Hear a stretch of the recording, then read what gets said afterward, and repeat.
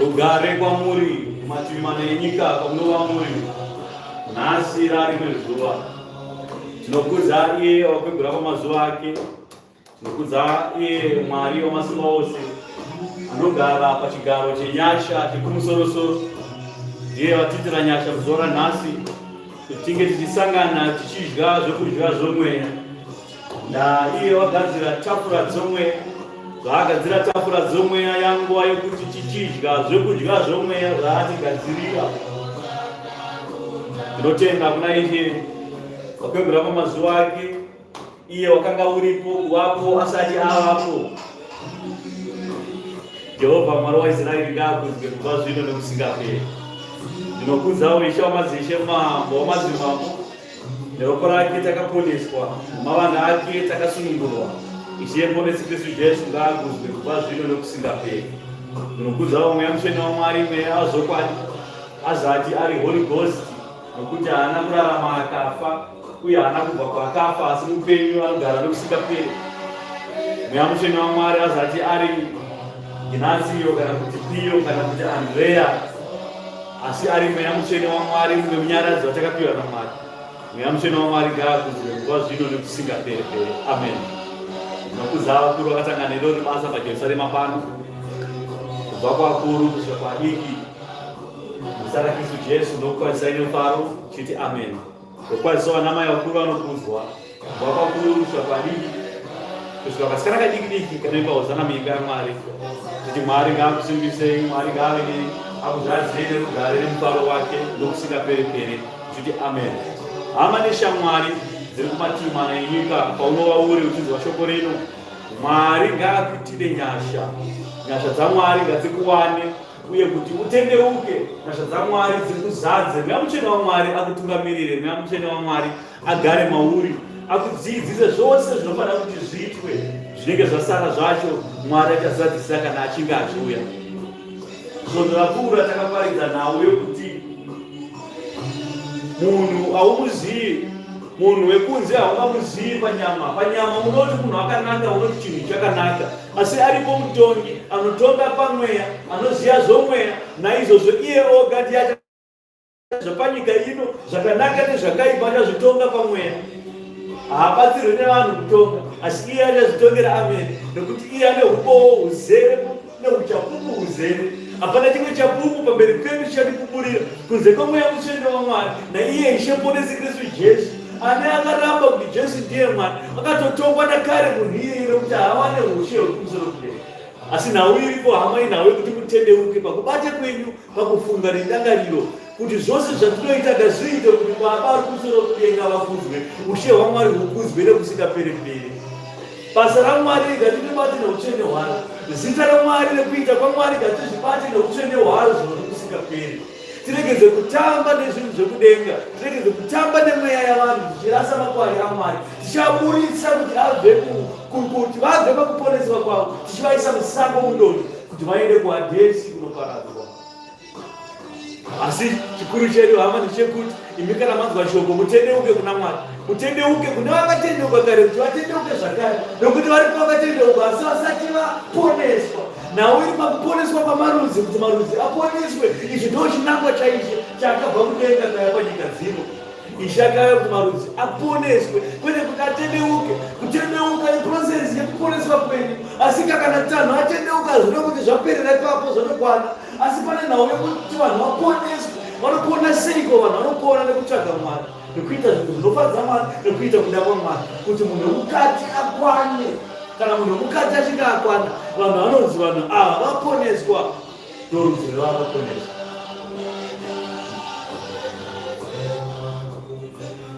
Nhau iri kutaurwa yegare-gare, inhau yegare-gare panzvimbo ino patiri pano. Upenyu hwemunhu hwakafananidzwa nebundo rehuswa musango, nokuti huswa hunomera musango asi hunoti hwakura, zuva rinobuda kudenga rinopisa huswa. Huswa kana uchinge hwatsva obva waoma kusvika kumidzi, kana uchinge watsva waoma kusvika kumidzi, vanouya vanocheka, vanodzura, vanounganidza bundo, voriisa pamoto, voribatidza rotsva zvaro. Ndo zvakaita upenyu hwemunhu. Upenyu hwemunhu hunofananidzwa nehuswa hwemusango, nokuti chiraramo chacho chinguva chidiki-diki. Hakuna huswa unokurarama nekusingaperi, asi huswa unosvika panguva yaunooma. Nguva yaunooma huswa parinopisa, moto paunobatidzwa, huswa hunotsva huchisvika. Saka ndo upenyu hwemunhu, ndo upenyu hwaunorarama iwe. Upenyu hwako uyu ndewe chinguva chiduku-duku.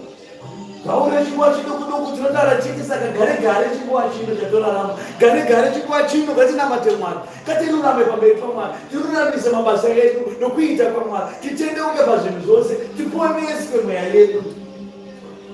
Zvinobva pakureura zvivi. Potai muchireurana zvivi zvenyu. Pese pamunofamba potai muchireurana zvivi zvenyu. Mwari takakutadzira, tirikutadzii, naizvozvo Mwari tiregererei pakudarika kwedu. Mwari obva akuregererai. Kune vasati vaponeswa, kune vasati vatendeuka, vanofanira kuti vatende kuti Jesu ndiye Mwari. Vobva vabhabhatidzwa muzita raBaba neMwanakomana neMweya Mutsvene, vopinda muJorodhani, vobuda vava vanhu vakabarwa patsva. Uye kana uchinge wabarwa patsva, ndiwo nhamo dzako dzokutanga kuponeswa kwako.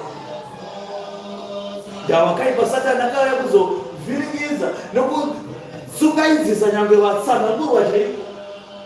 Vanhu vose pane vakadzi naMwari ava mazita avo vanofanira kunge vachipona.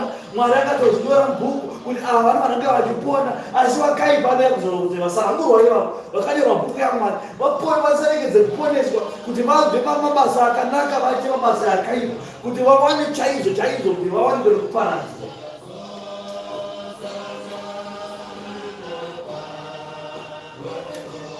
Saka pazvinhu izvi hapana anozvitemba. Pazvinhu izvi usazvitembe iwe nekuti iwe hauna simba, asi ane simba ndiye unofanira kutemba naye. Ukatemba naye ane simba ndiye anokusunungura, ndiye anokutungamirira, ndiye anokuudza mufambiro nekuita. Saka munhu wemukati ngaadye kudya kwakanaka. Kana adya kudya kwakanaka, munhu wemukati opupurirana nemunhu uyo Mweya Mutsvene waMwari, opupurirana kuti nyama yekunze, munhu wekunze aparadzwe, kuti munhu wekunze akundwe. tikwanise kupona.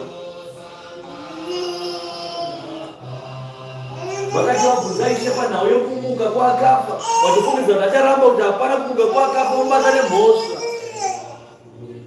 Zvinogare gare tichazosangana maimbuti, tichasangana gare gare taakumhiri denga. Takutaura kuti takapukunyuka sei, takafamba sei pakupukunyuka kwedu. Nzira yetu yakaoma, nzira yetu isina kumira zvakanaka, yakanga ine minzwa nerukato. Nzira yatakafamba, asi Mwari wakatiitira nyasha. Mwari zvakatiitira nyasha tikapona, inenge dzadhorondo dzepatakabva. Saka Mwari achitaura achiti vachapona panguva ino. Rufu rwechipiri haruzova nesimba pamusoro paro, nokuti rufu rwekutanga runoti tikapona panapa munenge makuziva chokwadi kuti aiwa zvataita paya tiri panyika tichiparidza tichita basa raMwari zvakatiponesa. Naizvozvo tasangana naMwari wedu uyu arapo. Nyangwe Satani akauya ichita sei haambobva akawana simba pamusoro pedu. Nyangwe akauya nenhema dzipi hadzibva dzikashanda, nokuti takatenda kuna Mwari asina kuona tikamuona. Saka nhau iyi hama dzinofanira kuti dzizwe shoko iri kuti kuripo kumuka kwakafa, nokuti Mwari hazi Mwari wakafa, asi ndiMwari wavapenyu. Mwari akataura nemuromo wake amene akati ndini Mwari waAbrahama, ndini Mwari waIsaka, ndini Mwari waJakobho. Asikataure vanhu vakafa, asi achitaura vapenyu. Abrahama, Isaka naJakobho vapenyu kudenga kuna Mwari, vakabata ushe hwaMwari, vakabata ushe hwaMwari kutaura kunhu. Zvino pane vaya vakabatira vakagara pachigaro chaMozisi, vakagara pachigaro chaMozisi vanotedza Sabata, vachitedza nekubata kwaitwa kare kwematumba, vachibata matumba. Vakagara pachigaro chaMozisi, vanofanira kuti vapone vanhu vose vavo. Chigaro chaMozisi chakawanikwa chakayerwa, chikawanikwa chisina simba pamusoro perudzi urwu, nokuti rudzi rwakaipa chaizvo. Chigaro chaMozisi nebhuku yaMozisi payakanyorwa, yakanyorerwa parudzi urwu kuti ripone, rikatadza kupona naro. Mozisi haana kuponesa marudzi, nokuti marudzi akaita kuipa kudarika chakauya kuzovaponesa. Saka bhuku yaMozisi yakabva yatsiwa navaprofiti, yabva yatsiwa namuponesi Kristu Jesu. Muponesi akati auya akati aiwa bhuku yaMozisi yakanaka, handauya kuzoiparadza asi ndauya kuzoisimbisa, kuti ani naani anotenda kwandiri achava noupenyu husingaperi. Asi chengetedzai bhuku yaMozisi, musanamate bhuku yaMozisi, namatai Mwari wekumusoro kudenga.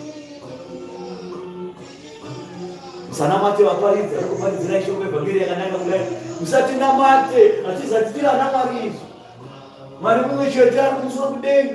Musanamate vaprofiti, vakakuprofitai nyangwe vakakuprofita zuva rekuzvarwa kwenyu, nyangwe zuva rekufa kwenyu, havazati vari vaMwari. Mwari mumwe chete kumusoro kudenga. Musava navamwe vana baba pamberi penyu, nokuti baba mumwe chete kumusoro kudenga. Varipo vanonamata Paulo mwaje weAfrica. Paulo mwaje weAfrica munhuwo anoparidza shoko evhangeri yaMwari, zvopera zvakadaro hazati ari Mwari. Mwari mumwe chete wekumusoro kudenga, baba vamwe chete wekumusoro kudenga. Musava nanapapa vanopemba musoro moti anapapa movanamata. Baba mumwe chete wekumusoro kudenga. Ziyai chinhu ichi kuti muregedze kuraswa nazvo izvi, nokuti nhema dzakauya kuzoizwa nevakaipa kuti mutange kunamata marudzi avanhu pano panyika, asi kuna Mwari ega anofana kunamata. Mutemo waMwari kutanga unoti kudii? Unoti kudii? Mutemo waMwari kutanga, ida Jehovha Mwari wako nesimba rako rose namano wako wose nezvose zvako zvose. Mutemo waMwari kutanga. Ishe anobva atsinha achiti neunotera wacho unoti idawo kwako sezvaunozviita iwe. Mitemo yose yakanyorwa bhuku yaMozisi yakaumbwa pamitemo iri chete. Kana uchida kwako haumbofa ukamuchera, haumbofa ukamuuraya, haumbofa ukamunyima nenzara nezvokudya, haumbofa ukamuponda, haumbofa ukamuitira utsivi, nokuti ukadawo kwako sezvaunozviita iwe. Tatovhara mitemo yose yebhuku yaMozisi yazanzi. Asi wewe ukachukua mtemo wechipiri waJehovha Mwari kuti nawo kwako zvaunozviita ipapo watochukura mtemo yose kana uchiteedza zvinoishaka daiwaka murayiro wese akaitirwa marudzi akaoma musoro seaya nokuti vakazadzwa neukukutu vakazadzwa neupipi ndoga murayiro ukaiswa pachikero ukaonekwa wakarereka zvino murayiro waMwari zvavawanikwa wakarereka kwete kuti murayiro wakashayiswa simba asi wakashayiswa simba nokuda kwamarudzi akaoma musoro akaoma moyo semi hata muri kuudzirwa musabe asi munongoba chete musauraya munongouraya chete musatuka munotuka chete musanyunyuta munongonyunyuta chete. Moses akati afamba nevaIsraeri apinda murenje vachibva Ijipita kuti vaende kunyika yeKenani vakati ari murenje imomo vakatakamunyunyuta kuti Mwari akatibvisa tifire murenje muno vakatibvisa kuIjipita kwataidya garlic neuchi shuwa marudzi ofira garlic inoiswa musupu achizati chiri chikafu asi ndo chauda kufira iko asi murenje una Mwari ari kupai mana zuva nezuva ari kukufamba negore rake rakakupai mumvuri akakubhabhatidza ine gore nemweya mutsvene wake murenje akakupai mvura kubva padombo asi makamutuka mukamushora mukamuura mukati kwete tona garlic spice vakapamirira Mwari nokuda kwespice nokuda kuvavira dzuka zvinovavira vakapanikira Mwari nekuda zvinovavira parurimi kwete zvinonaka garika inake inovavira uyo akapanikira Mwari murenje vakati zviri nani dai Mwari atidzorera murenje katidzorera Ijipita tinofira Faro anotibopa zvakare tichidya gariki saka marudzi aziye zvaanoda saka Mwari akabvaziya kuti marudzi aya aziye zvaanoda mutemo wanakapa Mosesi vakautadza naizvozvo vakauita usina simba vakaushandisa simba nekuda kwegariki gariki nekududzira zvinhu zvisina basa zvinhu zvisina maturo zvaunokambira Mwari izvozvo kuti uri kunamata Mwari wotoda kubhema madhisoni yeforya madhisoni iyoyo yakarumakaruma kamadhisoni ndokaari kutaura kuti hausina kunamata Mwari nokuti uda kumbota kwabhema madhisoni zvinhu zvisina basa kadoro paunomwaika Black Label chibrandi whisky zvakasiyana-siyana zvinodhaka ndo zvakutaura kuti hausa kunamata Mwari hausa kuti mweya wako upone nokuti uda kumbodhakwa zvishoma umbofadza rurimi rwako nezvinodhaka zvisina basa yoganikiyo ganiki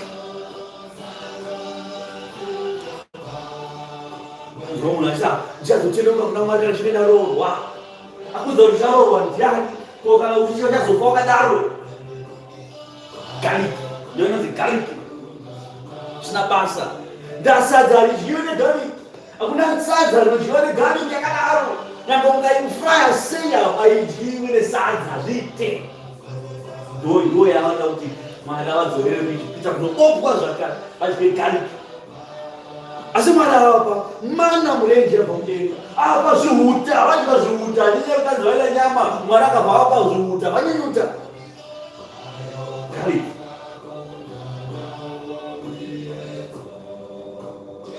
namata Mwari kana ndaane mari akudza kuti taita mari ndiani ko kana ruriwo rimwe racho vangu rimwe boka rakanzi ndo varombo vacho vachafa vakadaro wangomira kuti akandaita mari chete tinotendeuka ufa wakadaro mweya ubva wafa mweya uchichema garigari takuenda kumoto nokuda kwanyama nyama akuda kuti anzi achazonamata kana chingaita mari mweya achidikitira mukati daita namata nyama chiti daita mari mweya chiti daita namata nyama chiti daita mari gariki tori muone here zvimaifundisa tikubikise sadza zvine gariki tone gariki saka zvine basa chiko gariki kana kuti nyama chaiyo Zvino Mwari okupai nyama, okupai bhifu yezvokudya, okupai zvakanaka, madomasi, maonyeni akavhenganiswa zvakanaka. Obva manzi bikai sadza mudye. Modya sadza makore ese kuti 3-4 years muchidya sadza iroro. Moti sadza rakubowa. Dai atidzorera kuZimbabwe taidya sadza regariki. Zvakati dzirimo. Piwa zvakanaka. Asi nekuti zvakanaka hamuzvizivi uye hamuzvikwanisi kuzvitenda kana kuzvigamuchira. Obva mata zvakanaka kunge zvakaipa. Obva mati dai sadza iri hairi sadza hano. Tanzwa nesadza. Wanzwa nesadza. Asi kuda kuenda waindoka masosvi nemuromo leo. Ugariki. Tokudzorera paZimbabwe, tokubikira sadza rako negariki. Odya uri mapfanya. Usina kana gesi. Ugara ikoko. Zvino Mwari okutaura kuti aiwa ndakuti uende kuBhoredheu iwewe. Mwari okuisa kuBhoredheu kwaunogeza mvura yemushava ichipisa. Takabva wakarara so. Ganda rochinja takakupenyerera. Asi uchidya sadza everyday. Gore rapera obva wati zvekunonga zvite. Daina ndikumusha. Pandaidya sadza negariki. Vanoona umwe vakati munhu yakakwana. Kunzeno munhu nzeke dzatacha. Batei imwe nenail fence. Ndo zvamunoita izvozvo. Ndoimwedza izvo. Ndounoita vanhu vese panyika ino. Zvisina basa ndo zvavanoita zvikuru. Hanzi major the minor. Vanomeja kuita chinhu hombe kana dikidiki. Vanoita kuti chihombe kudai. Zvisina basa nokuti gariki. Moyo wavo ukukuti. Mitsipa yavo yakaomarara. Misoro yavo mikuru. Havateerere. Vane nzeve dzokunzwa asi havanzwe. Vanomesere kuona asi havaoni. Zvino magara patafura dzomweya kuti mudye zvomweya, asi tafura dzomweya idzi evhangeri rikuparidza pano ukauya uchida kuita swaipi musalaiki. Haisimbori evhangeri ikuponeswa kwako. Ukada kufundisa panapa evhangeri chapadza evhangeri yetu muchange uchiseka muchijamba mutana tekiti panapa muchinyepedzera kudonha. Haisi evhangeri inoponesa iyo. Evhangeri ndeyekukudzai chokwadi kuti tendeukai. Ushiye kudenga hunoswedera. Mukasatotendeuka zviro kwazvo muri kunotsva. Ine nhau yekutsva haisi yekuye kubhabhadzirana kwete. Nhau yekutsva ndeyechokwadi. Moto uriko, kuparadzwa kuriko. Unoda kutichikidzira, tokuchikidzira seiko? Tokudza chokwadi. Kana chokwadi chichikutyisa ziya kuti iwewe naMwari hamusi panzvimbo imwe chete. Panotendeuka. Tendeukai, ushiye kudenga hunoswedera. Katipinde mubhuku. Mashoko mazhinji ngaabve kudenga kuna Mwari. Kwete kubva kwatiri isu vanhu. Asi mazhinji atinoparidza anenge achibva kuna Mwari.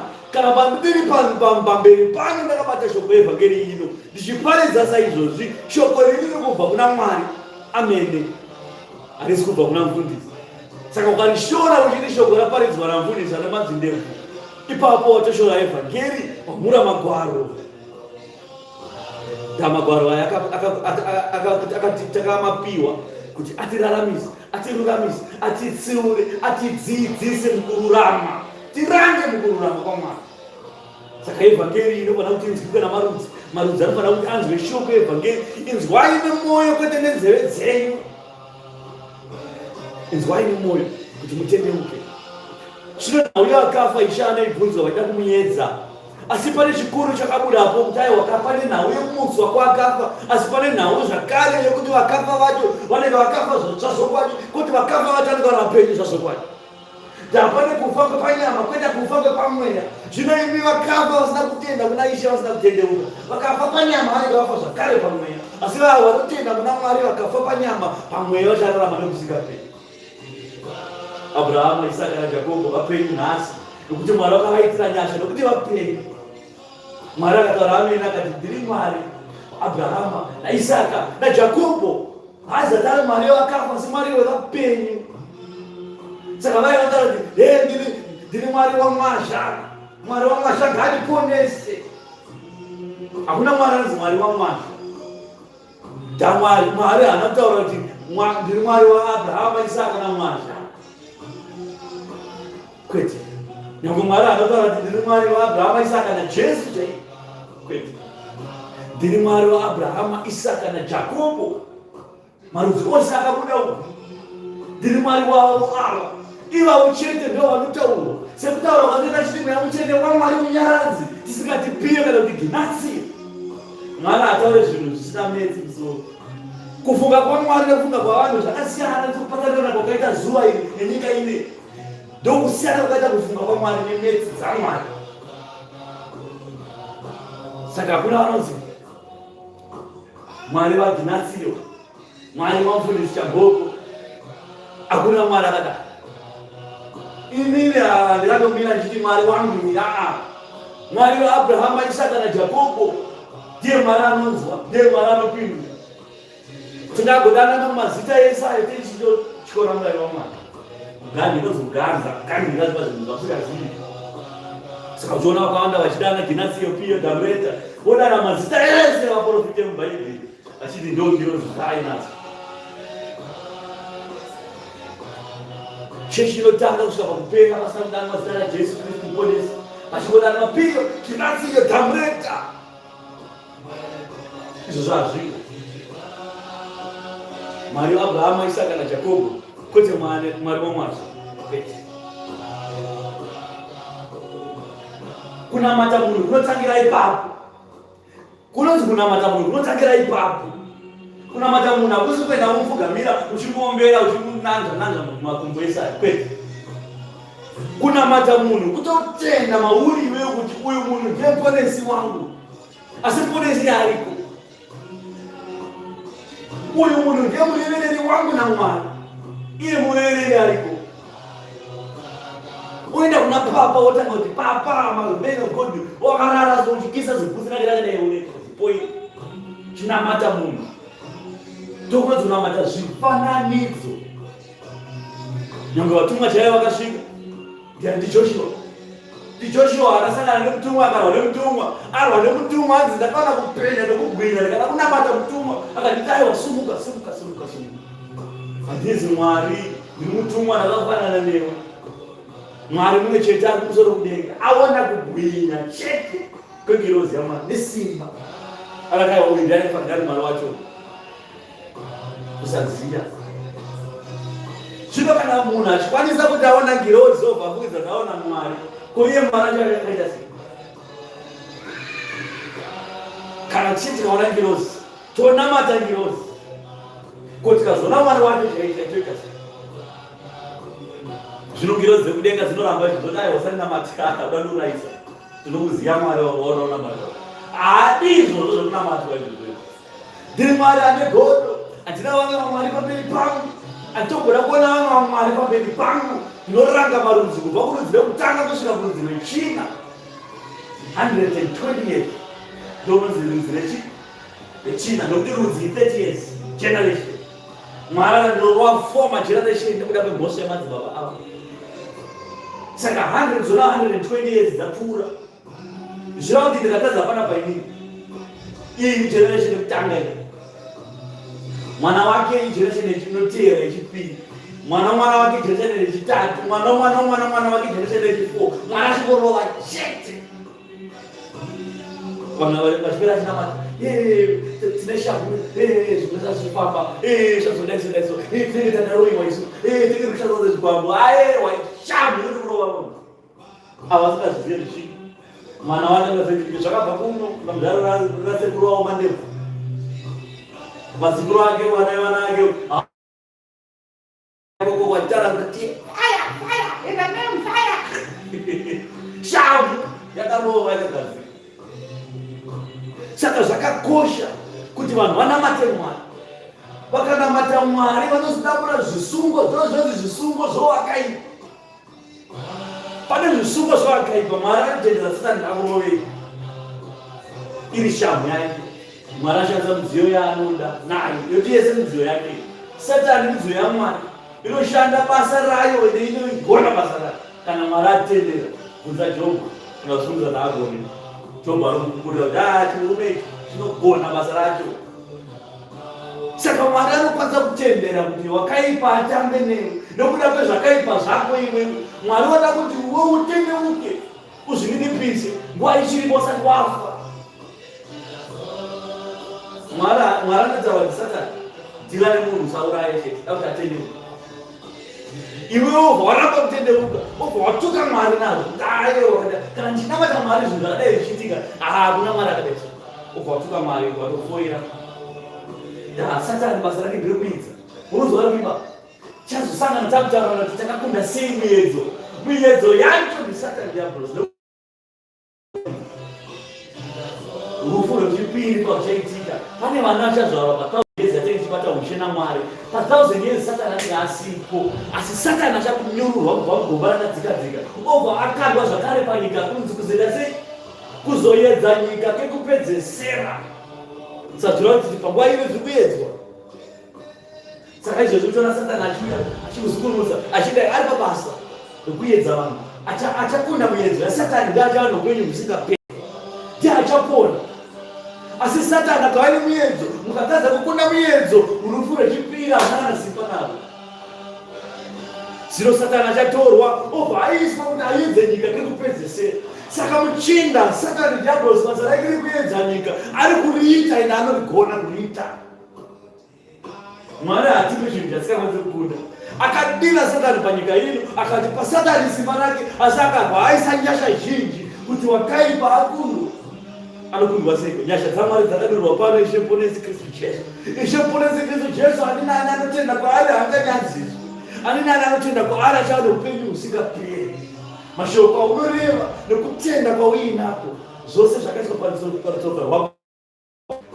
Izvi anotaura kuti dai maiva nekutenda semhodzi yemustarda, kuti ndiyo mhodzi mudiki pamhodzi dzese, asi inoti kana yakura ndiwo muti mukuru kudarika miti yose, zvokuti shiri dzenyika dzinowadzogweza matendere mapazi adzo.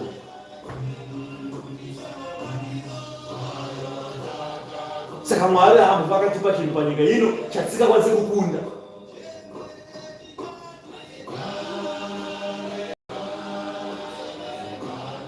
Satani ndakatiparidza svondo rapfuura iro, ndikataura ndikati wakaipa akakundwa kare, akakundwa chi? Ndakati 33 times. Akakundwa kati 33 times dara. Kubva kudenga akakundwa, panyika ino akakundwa, murufu rwaKristu akakundwa, mukumuka kwaKristu akakundwa, mushoko evhangeri yaMwari irikuparidzwa nhasi akakundwa kare. Saka munoreiko kune munhu akakundwa kare? Akakundwa, munotya akakundwa kare, ko akakunda wacho munodi kumutya. Toisa mamonya mainda apa, rimwe monya harina ziso rakazvimba kudai, mazino haapo. Toisa monya rakasimba chairekaradza kuti ndo rarova munhu uyu. Unotya mamonya yake. Ngati arova kugara. Kana unotya uyu asati asina kana mavanga maari, ane power.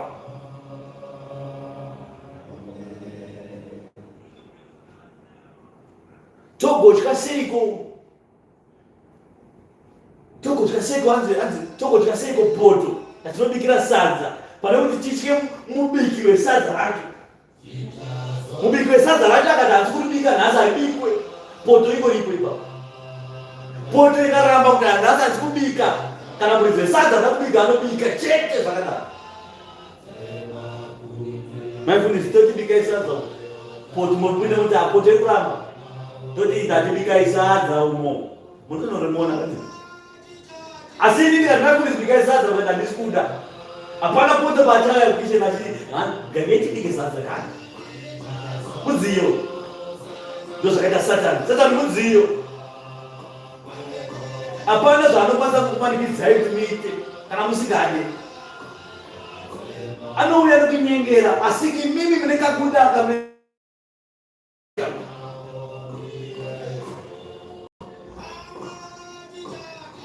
Satani mudziyo yaMwari, dziya Mwari ruzhinji.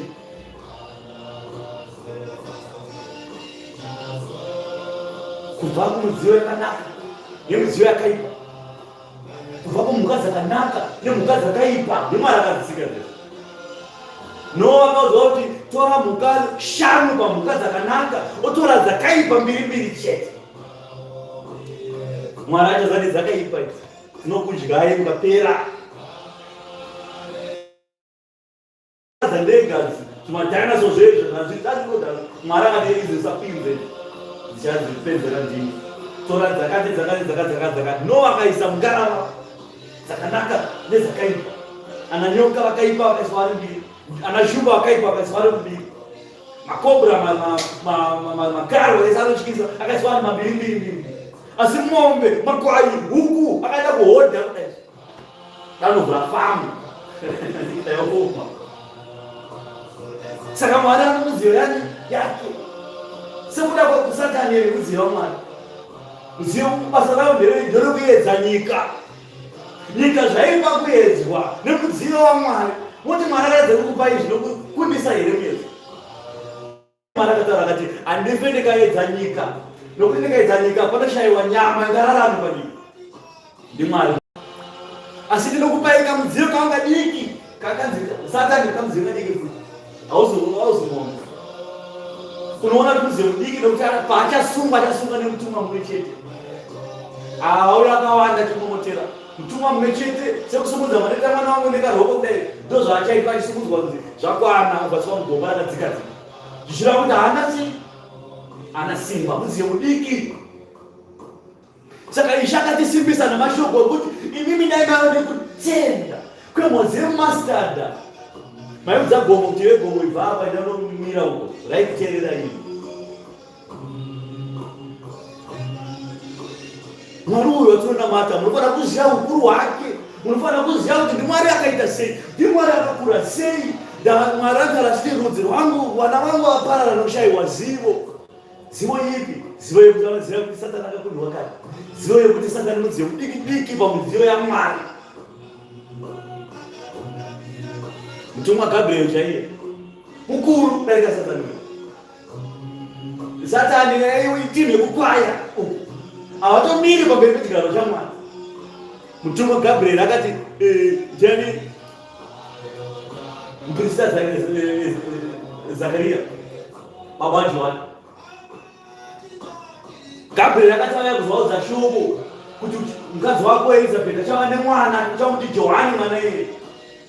Akati aiwa zviite mwana uyu zera rangu iri nemukadzi wangu zera rake kuti tiite mwana azviite zvikanzi nemashoko awataura iwayo.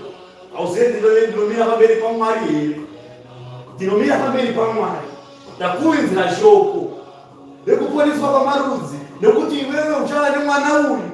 Obva wataura mashoko aya ekusatenda. Kubva nhasi hauchataura kusvika mwana azvarwa. 9 months muprista achitopinda mukati achibuda. Kana chimuprista mazuva ano akashatirwa haasi kutaura. Muprista achitoti akapindaona mata vanhu voya vezvipiriso, muprista akangoti zii achipedza zvinhu zvake ubva pazvipiriso vanobva vaenda bhanzi vaendai. 9 months akakwana nokuti apikisana neshoko raMwari. Asi munhu wacho apikisira manje haazati angori noma munhu, apikisa munhu anomira pamberi paMwari. Shoko rikabva panapa richinzi ZANU-PF MP yepaIfridzi atumirwa pano paJerusarema kuti audze mufundisi Chabhoko kuti zvanzi naED kuti uye kuheadquarters yeZANU-PF takupa mbeu dzinorima. MP ndinokwanisa kumuudza kuti hai tichauya, handisi kuda.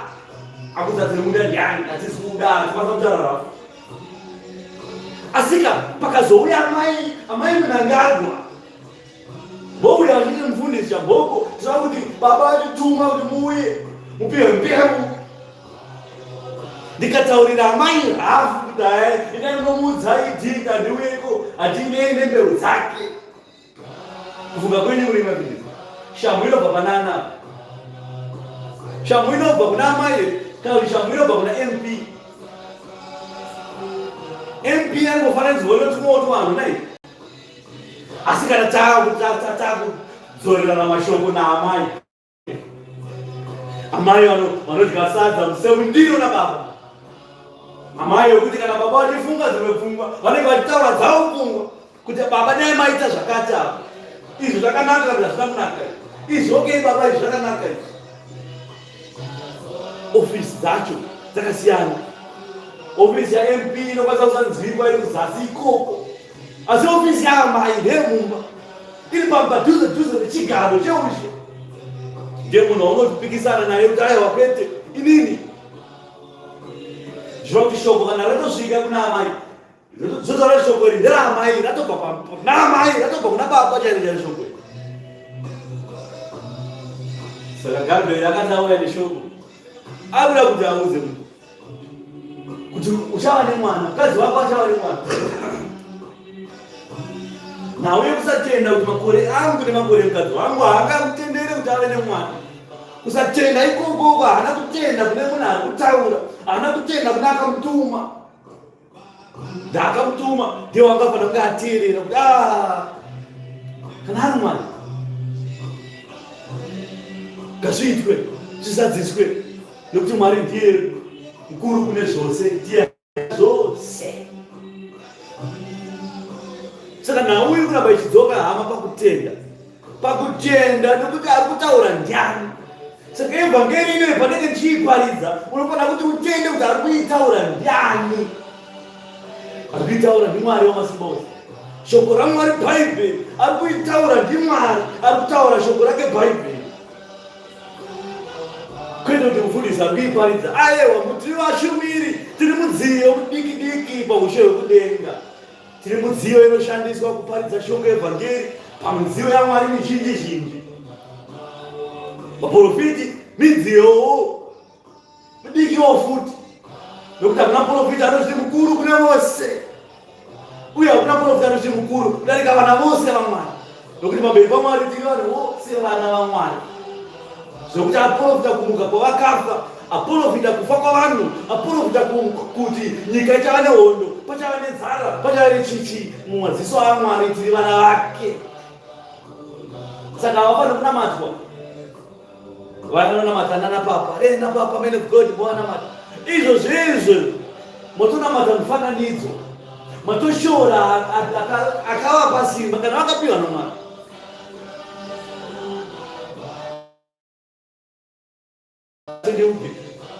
Tendeukai, nokuti gare tichange takubvunzana, tamushe hwekudenga nekubwinya kwaMwari tichibvunzana kuti wakasvika sei, uyo achiti ndakapinda nepamapago akadzika ainenedzwa nerukato. Mwamobvunza kuti wakapinda sei, moti ndakangoitirwa nyasha, asi kana patanga ndiri chako Satani akazandibopa. Katika Ishe anotaura kuti kudii? Zvino vakabvunza Ishe panhau iyi, vachida kumubata, vachida kumugadzirira trap, asi akagadzirira Mwari trap. Ivo vanhu vosafunga. Ndorudzi rimwe chete rokuda kudzokera kugariki, kuti vanodya nyama everyday nesadza kubhorodhiwe, vanogeza vakarara, asi vada kudzokera kumushango kwamushu, kwasadza uko kujeka chaiko kukadzika, vada kudzokera ikoko kuti vanodya sadza negariki. Anoti kudii patema. Zvino zuva iro vasedhusi vakasvika kwaari, ivo vanoti hakuna kumuka kwakafa. Mudzidzisi Mozisi wakati kana munhu akafa asina vana nomunun'una wake ngawane mukadzi wake agomumutsira mukoma wake vana. Kwatiri kwakanga kuna vanakomana vomunhu mumwe chete vanomwe. Wedangwe akawana mukadzi akafa asina vana, akasiyira munun'una wake mukadzi woyesa zvakare, nekudarowo wechipiri akafa, wechitatu akazvitawo akafa akasatadza kumutsira mwana. Nokudaro wechipiri akadaro, wechitatu akadaro kusvikira kwechinomwe. Shure kwazvose mukadzi akazofa. Zvino pakumuka kwaakafa uchava mukadzi wadiko pavanomwe ava, nokuti vose vaiva naye. Jesu akapindura akati kwavari, makarashika imire kusaziva magwaro. Mhosva yekutanga yavatobatwa nayo imhosva yekusaziva magwaro. Ndamupikise zvamusingazivi, musingazivi kuti Mwari unoti kudii panhau idzi. Morangana, mogoungana, musamusoro pamwe chete, moti chakati tofanira kuti Mwari ari kuti kudiko pamusoro pechinhu ichi. Mhosva yekutanga Ishe yavabata nayo mhosva yekusaziva magwaro. Munun'una wake uda kumutsira vana, munun'una wofa, muouya kana amuka anozoda wani. Ivo pachavo havatende kuti pane kumuka kwakafa, Asi kubvunza vachiti kune kumuka kwakafa. Nawe kusaziya magwaro ine kuti aidofo pazvinhu. Katidye nguruve. Ishe akatimukira. Vanorangana pazvinhu izvi. Ko Ishe anoti kudiko panhau yenguruve? Anondisemesa seropa renguruve. Mabasa enyu zvakaita. Mabasa enyu anondisemesa seropa renguruve. Jonguruve anoti Ishe akati tidye, Ishe akatifira. Saka munoti Ishe imi makagara kudenga akatida kufira marudzi kuti adye nguruve. Ushe hwekudenga nevakuru vanogara pamberi pechigaro cheushe chaMwari 24 vakuru 12 kurutivi vane korona pamusoro dzavo vakati vakagara vachinamata Mwari. Mwari akati da kuti Ishe aende panyika anofira marudzi kuti vanhu vadye nguruve. Mhosva yekutanga ndeyekusaziva magwaro. Ishe haana kuuya pano kuti vanhu vadye nguruve. Kuponeswa kwavanhu haisi nhau yekuti vanhu vadye nguruve. Kuponeswa kwamarudzi hakuti munhu anoita zvaanoda nepaanoda napo, kwete. Ishe akauya kuti vanhu vaponeswe kubva pachingo, kubva pazvivi. Zvivi zvipiko, zvivi zvababa baba vedu Adhamu. Hauzivi watanga nazvo zvivi zvimwana. Kaini chaiye akatanga nechivi. Asi Kaini akatora chibva kuna baba wake Adhamu. Ishe chakauya kuzodzikinura chivi chababa Adhamu. Zvako zvenguruve amadhirama iya nhau yekusaziya magwaro. Kukara. Ishe anotara chiti mweya yawo izere nekukara. Vanoshongedza kunze. Wota magemenzi akareba akavhara tsoka achizvizvivika kudaiswa vachange mambo. Asi mukati makazara kuchiva nekukara. Pazvigaro zvemuchechi vanogara kumberi kwamasofa. Pamitambo yose vanogara kumberi kwamasofa. Pamitambo pamatare yose vanotanga vadedzerwa mazita avo. Nhasi panoti navafundisi Chagogo vati hadziri pano vanozobvaombera. Kuzere nekukara, kuchiva, kuzvikudza. Mhosva yekutanga, mhosva yekusaziya magwaro. Jesu akapindura akati kwavari, makarashika nokusaziva magwaro, kana simba raMwari hamutorizivi. Dzamhosva mbiri. Mhosva yekutanga ndeyekusaziva magwaro. Mhosva yechipiri ndeyekusaziva basa simba raMwari. Imhosva iyo. Chinoita marudzi atye Satani ndeyekuti havazivi simba raMwari. Asi dai vaiziva kuti Mwari ndiye akasika Satani wacho, maiziva wekutya. Asi munotya asiriye, munotya akagadzirwa. Muchaza kutya acho akagadzira. Imhosva iyo. Satani ukamuonapo rwatya, Satani, uchaza kurara nokuti Satani akuzunguruza zvishoma so. Watuka Mwari, handinamate nokuti ndarwarirwa neMwari. Handichanamata nokuti imba yangu yapuzwa naSatani. Satani andizungurudzira imba yangu saka handichanamata. Wamhura Mwari uchituka Mwari. Imhosva iyo. Ndasimba raMwari warimhura. Ndosaka Mwari airamba kuti amisikidzwe naJobho pamberi pake. Jobho akatambudzwa naSatani. Jobho achiti Mwari wangu akauya apa, Mwari wangu anondibvunza kuti ndiri mutsvene ini. Takarurama pamberi paMwari. Mwari akati aniuye inini kudani mwana Jobho ndiwe kuzomira pamberi pangu paSatani inini ndichireverera kuti Jobho akarurama. Imini Mwari. Mwari akaramba izvozvo akati Jobho ini handiuyeko. Jobho akasiyiwa akadaro. Pandukira ati Jobho taura chokwadi iwe wakatadzira Mwari. Jobho achiti Mwari wangu akauya, Mwari wangu akamira pamberi anondikupurira ini ndiri ndakarurama pamberi paMwari, handina kutadzira Mwari. Jobho akakura musoro kudai achiramba chete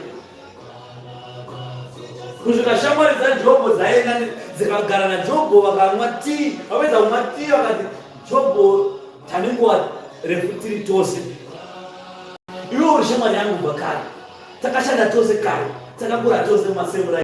tikatose mari. Asi Jobho iwewe uri mumwe wangu ndiudze chokwadi Jobho wakatadzira mari iwewe. Reurura zvinhu zvako izvi. Kana ukaromba Jobho taura. Uri shamwari yangu iwe kana une zvawakabata taura. Zvinoitika Jobho uri mumwe wangu iwewe. Jobho akati inini ndakarurama Mwari wangu akabva kudenga akauya apa anondipupurira. Mwari akati haya ndo zvandikuramba zvokuya iko kandi uyeko uya kuzodii. Taura chete kuti ndakarurama zvogumira ipapo zvokuzoda kundipinza ini madziro ako aya. Shamwari dzose mumwe akauya akati Jobho takashanda tese pabhizimusi tikamusikidza chose. Kuparara kwaita zvinhu zvako Jobho. Mukadzi wake chaya akamuzati Jobho chingotuka Mwari ufe. Chingotuka Mwari ufe Jobho. Asi chii chakaitika? Mwari akavati aiwa Jobho kururama akarurama hongu Mwari asi kuramba kururama kwaJobho. Asi approach yaJobho nokuita kwaJobho nokubata kwaJobho haasi kuziva simba rangu inini Mwari. Wacho wanati apupurire ndinopupurira chinhu chakasika inini. Inini ndikayozotongeswa namwana wangu Izuri. Ndo inini ndichipupurira kuti izi amai ako akanaka. Amai ako anokuda. Amai ako ava inini kumisikizwa naIzuri. Pauchapupu kuna Izuri mwana wangu inini. Mwari akati inini ndine simba. Hausi kuziva umwari hwangu. Ivo vanhu vautaura navo ava mweya wari kufema ndakavapa ndini. Oda kuti inini ndiuya pamberi pavanhu ndauzenini. Kusvika Mwari akazoona kuti nyaya haipere. Mwari abva atuma mweya mutsvene wake. Mweya mutsvene wake akazopinda kuna profita Elahu. Elahu akasvika akati arume inini ndiri kudiki pamakore pavarume vese inini. Asi inini chiri mandiri ndo chikuru nokuti shoko randikutaura shoko rinobva kuna Mwari. Abva danotoprofita shoko raMwari zvinanzi varume vakanga muripo here. Gomo patakaribisikidza pano panyika tikati gomo iri ngatiri mezhe. Ai mezhe akabata tape measure ndiani. Tikati gungwa iri ngaridzike kusvika pakati akanga achimezha kuti ridzike risvike palevho iyi. Ndiani akanga akabata rutara achiti endesa kuleft endesa kuright ipapapa. Ndiani vanduza chinhu ichi uri munhu mukuru chaiye chaiye kana makore ako mazhinji zhinji kwazvo. Ziyai simba raMwari, ziyai umwari kuti umwari kana tagara zvaMwari asitaura zvechinhu chidiki tiri kutaura zvechinhu chihombe. Satani chaicho chinhu chidiki diki kudaiso kana tautaura zvaMwari. Tikatora izvezvi bhaibheri zikatora ufu. Ufu rinani totora flower iyo totora pinch yeflower leyo. Toenda mugungwa umo toikandira imomo. Ndo zvakaita Satani kana tautaura zvaMwari. Kukandira mumvura zuva hachaoneka toti kutsvagei. Hamumuwani. Ndo zvakaita simba raMwari izvo. Seri kukura kwakaita gungwa tobva tadonedza tsono imomo. Ndo zvakaita Satani izvo katsoneka. Saka takutaura zvaMwari takutaura zviri nesimba takutaura zveukuru hwese pai panonzi masimba ose. Apo imimi mangona kasimba kadikidiki Satani uye kasimba kadikidiki Satani kadikidiki futi. Patoringirowodzi dzine simba udarika Satani izvo. Panatenda mamwe akapanduka pakapanduka Satani watone simba udarika Satani yeri. Asi chete kuti munhu unozvikudza. Uyu anopinda mumunhu obuda mumunhu anoitisa munhu zvaasiri kuda. Hana akakundwa kare kare. Saka ndatakutaura zvaMwari saka Ishe akatisimbisa akati varume mukawane kutenda semhodzi yemumastadha. Ivaine kutenda. Kana musikaziye simba raMwari munozotaura sei kuvanhu vanorwara kuti vapone. Kana muchitadza kurayira kuti munhu arikurwara apone munozomuwana seiko simba rokumumusa munhu rakafa kuti amuke. Ishe akataura akati mabasa ese andaita haimini pawane kutenda muchaita makuru kumadarika. Ndopaunonzwa mumwe achiti mabasa akaitwa naIshe akaita ndotanga ari Mwari. Asi Mwari ari kukuzerekaiwa kuti simba iroro idiki hamusati maziva kukura kwaro. Mukawane kutenda muchaita mabasa makuru seandakaita. Ishe akavhura vanhu vakavhara meso akavhura meso. Vakanga vakaremara akavafambisa. Vakanga vakafa vakamuka naLazaro. Uchapupu huripo. Pauro akaita saizvozvo. kusvika Pauro nguo dzake dzakanga akapfeka vakati Pauro paakataura ivo vakanga vakutora hekechefu yaifamba naPauro ndokuti akanga zadzwa neutsvene hwaMwari vachifamba kuvarwere vakarara Jerusarema so nehekechefu varwere vabva vatopona. Asi chakavaponesa haisi kuti hekechefu yaPauro asi kuti kutenda kwavakanga vainako kuti Pauro waishandiswa naMwari uye mweya waMwari waifamba naPauro. Saka tikava nekutenda kuna vanorwara tikavaturika maoko edu vanhu vanofana kupora. Ishe akatitendera kuna akafa, Ishe akakurayira kuti pinda mochari umo. Tora ari mufiriji akudezve afambe apa. Tinotopinda kana ari Mwari ataura tinopinda imomo. Toti mvura yapo. Mwari ati amuke. Izvo zvaripo vasikatendera izvozvo mazuva ano hazviko. Zvakudhara asi Mwari wedu haasi wakudhara. NdiMwari wakare kare kusati kwavapo aivapo. NdiMwari wanhasi, NdiMwari wezuva ramangwana risina mugumo. Ndiye Mwari wada kutaura kuti zvaiva zvake zvakudhara. Iwewe ndiwe wakudhara iwewe. Ende iwewe wacho kudhara hwacho wararama makore mangani? Wararama 20, 40 years, 50 years. Upenyu hwako hwakafananidzwa neuswa. Vapapanda kuparidza zvibva pakutanga. Ndataura kuti upenyu hwemunhu hwakafananidzwa neuswa. Unongorarama makore obva wapiswa nezuva, obva waiswa moto, obva waparana zvaparana zvakadaro. Ndoupenyu hwemunhu. Ndoupenyu hwemunhu. Zvino iwewe kaupenyu kako ka50 years pamwe neka50 kawakapiwa naMwari. Ka50 kacho pamwe wasati wararama hafu yacho pa25 years. Ka25 years kawararama ndotaura kuti zvakudhara. Iwewe ndowakudhara. Ndotokudhara ngausiku mangwana ngausiku. Asi Mwari anenge aripo nekusingaperi. Asi Mwari wakare uyu, iye Mwari wanhasi, iye Mwari wamangwana. Ndiye ari kutaura achiti mabasa andakaita nemyonga ane kutenda muchamaita. Zvino tine kutenda kuti Mwari kana ataura shoko rake nderazvokwadi. Kana Mwari ati munhu akafa ngaamuke, munhu anofanira kumuka.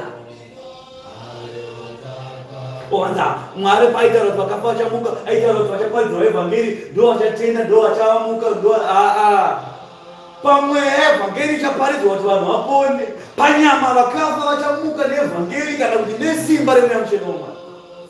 Mwari anoshandisa kuti iwe uda kutoite muzivi yangu enda pagomo uende kumochari unomutsa munhu akafa ari munhamba 2. Ndosvika ipapo ndoti varume Mwari andituma panapa mvura imochari nhamba 2 ngaabude umu. Vakada kuramba tokusungisa ndoti Mwari wangu ati munhu ngaamuke. Ndikapinda akasabuda munhu akasamuka umu ndibva mandisunga iye nhasi chaiye. Unofanira kuziva simba raMwari neumwari hwatiri kutaura panapa. Kana Mwari ataura zviro kwazvo munhu unofanira kuita zvataura Mwari. Ukaona vakuita zvaMozisi zvokuti Mwari ari kuti taura nedombo riburitse mvura, ivo bva varova dombo. Ndokunonzi kumhura dare. Saka vakazonzi iwewe hausi kupinda Kenani, uchafira kurenje. Nokuti havana kuteerera zvakakuudza. Kusateerera ndokwatisa panapa nhasi. Kuti Adhamu akanzi usaite chakati, mukadzi wake akafurirwa, akati apedza kufurirwa mukadzi akafurira murume wake. Kusateerera shoko raMwari. Mhosva yakabatwa Adhamu inga isiri mhosva yekuti adya, asi mhosva yakabatwa Adhamu yekutanga yanga iri mhosva yekuti ateerera izwi remukadzi wake. Saka Mozisi paakarova dombo akaratidza kusateerera Mwari. Mwari akabva murova nejudgment ipapo zvikanzikana zvakadaro. Hello. Hello. Yes, hello. Yes, brother, I am outside. Oh, okay, coming now. Okay. Hallelujah. Ndipinde mbuku.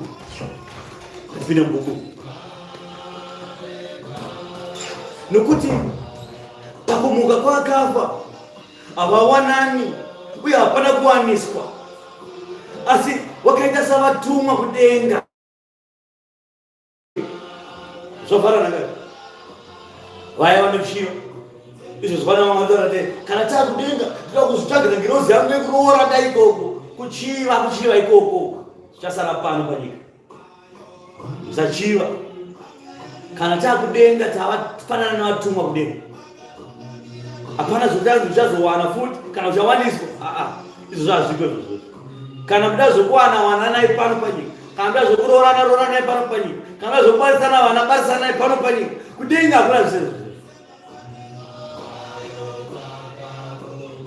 Asi kana kuri kumuka kwakafa, hamuna kurava here zvamakaudzwa naMwari pakati, ini ndiri Mwari waAbrahama, ndiri Mwari waIsaka, ndiri Mwari waJakobho. Hazi Mwari wakafa, asi ndiri Mwari wavapenyu. Vanhu vazhinji vakanzwa izvozvo vakashamiswa nekudzidzisa kwake, nokuti Abrahama, Isaka naJakobho vapenyu. Paulo mwacho achafa, hazi mupenyu ari kutaura. Baba Johani hazi mupenyu ari kutaura. Pio Ginazio Tamreta havazi vapenyu vari kutaura, asi ni Mwari waAbrahama, Isaka naJakobho. Pakati pevatatu ava hakuna mumwe Mwari. Ukanzwa kutaura kuti Mwari wamagaya, Mwari wamakandiwa, Mwari yatimuzivi, ndiyo antikristu yacho iyo.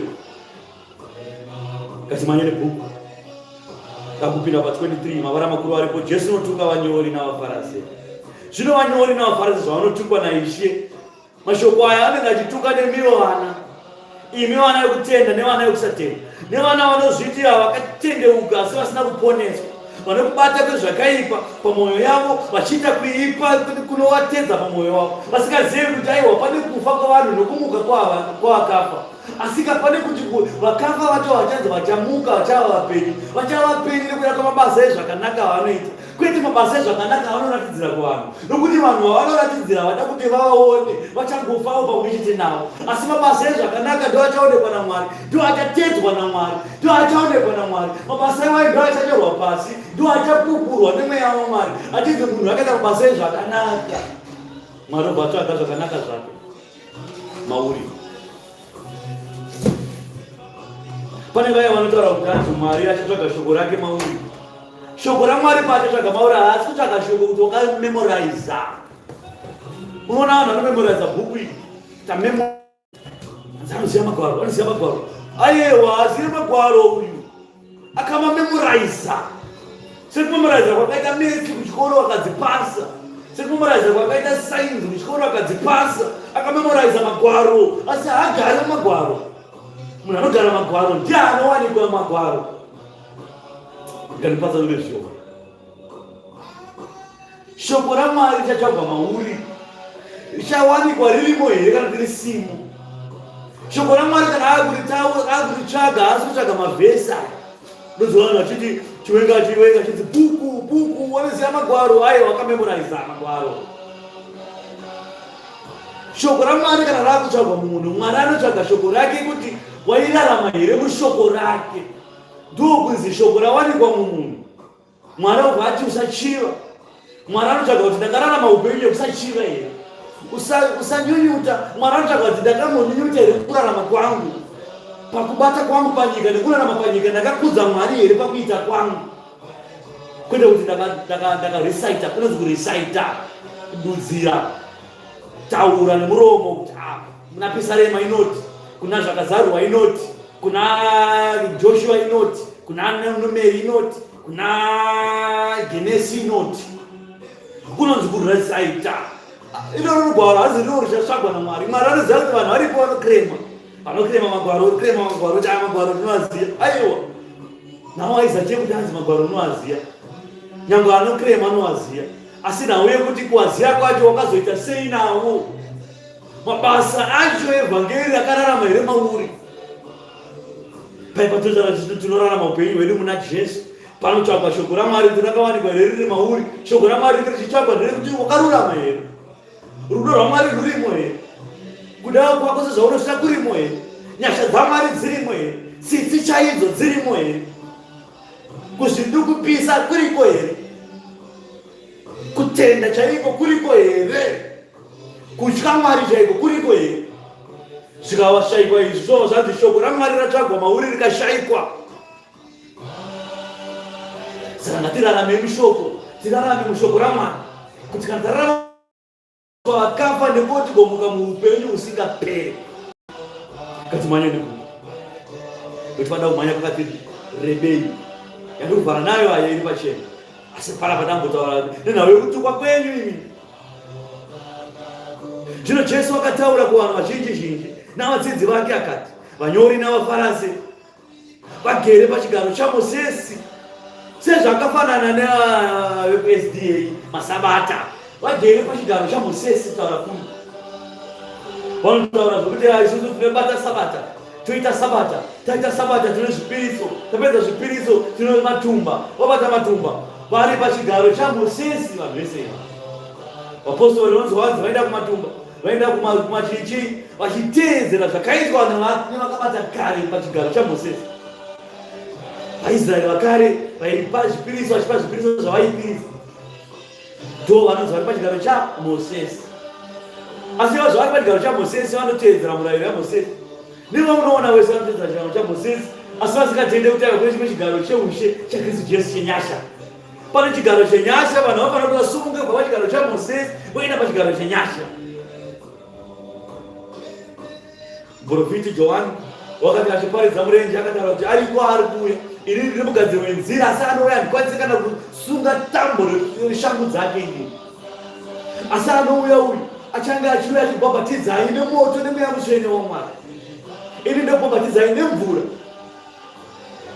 Saka pane kuti vanhu vabve, sabata ngaibatwe, murayiro ngauitwe, asi kana tiende kunyasha, tibve pachigaro chaMozisi. Hatifaniri kuramba takabatira pachigaro chaMozisi tichiratidza kuti tinoponeswa. Ndanani nani anotenda kuti Jesu ndiye Mwari, kubva zita raBaba neMwanakomana nemweya mutsvene, orarama muna Kristu, munhu iye achava noupenyu husingaperi. Asi zvino iwe wobva wabhabhatidzwa muzita raKristu, wapedza kubhabhatidzwa muzita raKristu wobva waenda wobva wati isusu tinotedzera murayiro, murayiro ndowatotedzera, wobva maita zvemurayiro. Kana mafunga zvemurayiro ita zvemurayiro chete, kana mafunga zvaKristu muita zvaKristu chete, nokuti musasanganisa zviiri zvokuti zviiri hazvisangana. Sungano yakare nesungano yanhasi hazvive zvakadhimbaniswa. Saka sungano yakare yakatopfuura. Hazvirevi kuti sungano yakare zvayakapfuura, zvose zvakaiswa pamusungano yakare hazvisina basa. Ivo vava vakazadzwa nekuchiva vanobva vati saka sungano yekare kana yakatsva nesungano itsva kana yapo iyo sungano yakare haina kuti zvayakaparadzwa kuti pauye nesungano itsva. Hazvina kureva kuti zvose zvakataurwa nesungano yakare zvakapfuura, nokuti chakataura kuti handakazoparadza sungano yakare, handakazoparadza inini kutenda kwebhuku yaMozisi, asi ndakauya ini kuzosimbisa Mozisi. Saka Ishe akaonekwa pagombo reTransfiguration, akamira naMozisi kurutivi, akamira naEriya kune rutivi, achimiririra kuti chigaro chaMozisi, murayiro waMwari nemutemo waMwari wakasimba ngausimbiswe, nechiprofita chakamira naEriya ngachisimbiswe zvakare, kuti zvose izvi zvibatanidzwe zvive chinhu chimwe chete. Saka uchiona izvozvi pasungano itsva, vaprofiti varipo, kutya Mwari kuripo, mabasa ekuti musaite vakadzi vakawanda, musaite mabarika, tinovatedzera. Musauraya, tinovatedzera. Musachonja kwako, tinovatedzera. Zvose zvakataurwa naMozisi tinozviteedzera, nokuti zvakanaka pana Mwari uye zvakarurama pana Mwari. Asi kuna Kristu Jesu kune ruponeso rwedu, ndiko kune chiprofita chekuguma kwenyika, ndiko kune chiprofita chekuraramiswa kwamarudzi, nokuponeswa kwamarudzi. Saka sungano yakare zvairi yakare hazvirevi kuti aiwa zvayakapfuura, hazvirevi kuti zvose zvesungano yakare zvakaiswa mubhini kuti wewe udye nguruve. Ishe haana kuuya kuzopfira vanhu kuti adye nguruve pano. Ishe akakudzai zvokudya, Ishe zvaakakudzai zvokudya haangadzoka achikudzokorodzerayi okudzai kuti aiwa ndakambokudzai pekutanga kuti musadye nguruve chiidyai. Hakuna Mwari anozvipesanisa. Mwari kana ataura chinhu kuti zuva iwewe uchabva kumabvazuva uchienda kumavirira, zuva kubva zuva iroro haana kumbomira kana kuregedza. Mwari obva aiwa zvezuva nezvimwe, asi zvenyama idyo yenyu nguruve, iwe usazungaire iwe. Mwari akati kana kufunga kuti namata musava vakazunga iwe, uye mukuparadzwa nekushayiwa zivo. Zvino zivo tinokupai zivo repachena. Zivo nderekuti sungano yakare yasimbiswa muna Kristu Jesu nesungano itsva. Sungano yakare zvayakarara zvayakatemera nezvekudya zvose zvakare izvozvo Mwari haana kuzvishandura. Ishe akauya nesungano itsva kuti marudzi apone, kwete kuti ajustify kudye nguruve iwewe uite matama kudai. Ndaizvozvo hazvikuponese. Ngandimhanye nebhuku. Zvino Jesu akataura kuvanhu vazhinji zhinji nevadzidzi vake akati, vanyori navafarasi vagere pachigaro chaMozisi. Saka zvose zvavakakuudzai muzviite nekuzvichengeta, asi musateera mabasa avo, nokuti ivo vanotaura asi havazi vaiti nemabasa avanotaura. Saka Mwari apa ari kunotaura, ona kuna Mateo haisi kuOld Testament, ichi New Testament, iri kunzi vakakuudzai vafarasi, vakakuudzai zvavanokuudzai zviteererei, nokuti zvakanaka zvakabva kuna Mozisi, zvakabva kuna Mwari. Zvakabva kuna Mwari aiwateererai, asi musavateere mabasa avo, nokuti mabasa avo akafa.